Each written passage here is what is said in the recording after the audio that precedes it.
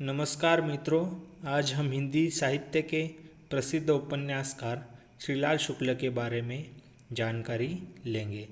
तो श्रीलाल शुक्ल हिंदी साहित्य के प्रसिद्ध उपन्यासकार माने जाते हैं और श्रीलाल शुक्ल के कथा साहित्य में व्यंग्य लेखन दिखाई देता है और श्रीलाल शुक्ल व्यंग्य लेखक के रूप में हिंदी में परिचित है। श्रीलाल शुक्ल का पहला जो प्रकाशित व्यंग्य है वह अंगद के पाँव नाम से जाना जाता है। श्रीलाल शुक्ल का पहला उपन्यास सूनी घाटी का सूरज है जो 1957 में प्रकाशित हुआ था और उसके बाद श्रीलाल शुक्ल ने कुल मिलाकर 10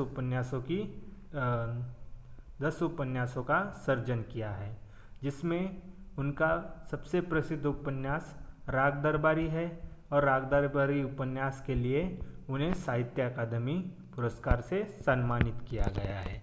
और यह जो राग दरबारी उपन्यास है, राग दरबारी उपन्यास को लेकर दूरदर्शन पर एक धारावाहिक भी चलाई जाती थी और श्रीलाल शुक्ल को भारत सरकार ने 2008 में पद्म भूषण सम्मान से भी सम्मानित किया है। तो देखते हैं हम श्रीलाल शुक्ल की रचनाओं के बारे में। तो श्रीलाल शुक्ल ने कुल मिलाकर 10 उपन्यास, 4 कहानी संग्रह, 2 निबंध संग्रह, 9 व्यंग्य संग्रह और 1 आलोचना की किताब लिखी है।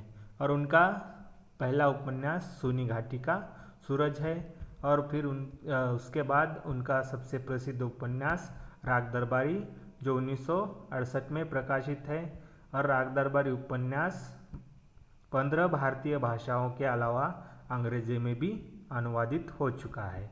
और राग विराग श्रीलाल शुक्ल का आखिरी उपन्यास है और श्रीलाल शुक्ल ने हिंदी साहित्य को कुल मिलाकर 25 रचनाएं दी है। उनकी प्रसिद्ध रचनाएं हैं सूनी घाटी का सूरज, अज्ञातवास, राग दरबारी, आदमी का जहर, सीमाएं टूटती है, मकान, पहला पड़ाव, विश्रामपुर का संत, बब्बर सिंह और उसके साथ ही राग विराग। इसके साथ ही उनकी कुछ कहानी संग्रह है, व्यंग्य संग्रह है। तो इसकी चर्चा हम दूसरे वीडियो में करेंगे। तो आज हम उनका जो प्रसिद्ध उपन्यास है राग दरबारी को लेकर संक्षिप्त में यहाँ पर परिचय प्राप्त करेंगे। राग दरबारी उपन्यास को लेकर श्रीलाल शुक्ल को साहित्य अकादमी पुरस्कार भी मिला है और राग दरबारी उनकी एक प्रसिद्ध रचना मानी जाती है। और राग दरबारी उपन्यास में शिवपालगंज नामक एक गांव का वर्णन लेखक श्रीलाल शुक्ल ने किया है। जैसे कि राग दरबारी उपन्यास है, राग दरबारी उपन्यास में कुछ प्रमुख पात्र हैं, जिसमें गांव के जो मुखिया है वैद्य जी इस गांव के राजनीति के मास्टरमाइंड है और वे एक तरह से पूरे गांव पर अपना अधिकार जमाते हैं और साथ ही गांव का जो कॉलेज है, कॉलेज के प्रबंधक के रूप में भी वैद्य जी ही काम करते हैं। और इसी उपन्यास में रूपन बाबू और बद्री पहलवान जो वैद्य जी के 2 बेटे हैं। रूपन बाबू इसी छंगामल इंटर कॉलेज में 10वीं कक्षा में पढ़ाई कर रहा है। वो पिछले 3-4 सालों से इसी कक्षा में पढ़ाई करता है। उसकी ज़्यादातर रुचि राजनीति में है और वह राजनीति में शामिल होना चाहता है।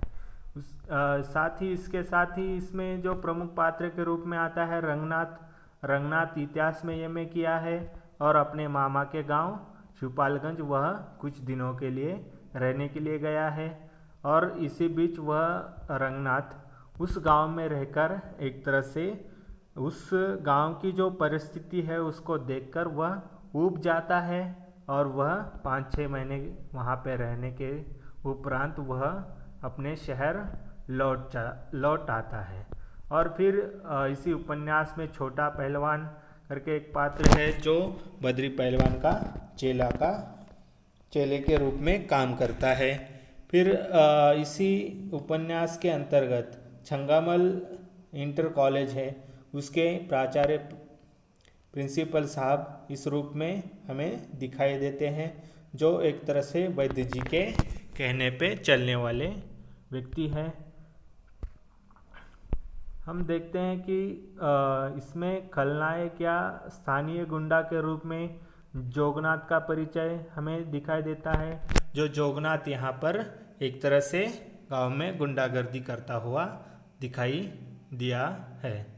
फिर यह जो उपन्यास है, इस उपन्यास में मंगलदास करके एक पात्र है, जिसे गांव के लोग शनिचर के रूप में पहचानते हैं और उसे सारे लोग शनिचर ही कहते हैं, जो वैद्य जी का नौकर है।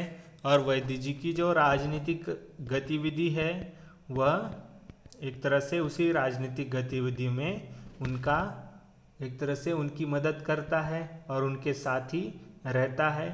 इसी कारण वैद्य जी उसे गांव का प्रधान भी बना देते हैं। फिर इसी उपन्यास में लंगड़ एक आम आदमी का प्रतिनिधि के रूप में आता है, जो भ्रष्ट व्यवस्था के सामने अपने आप को तरह से असहाय सा महसूस करता है।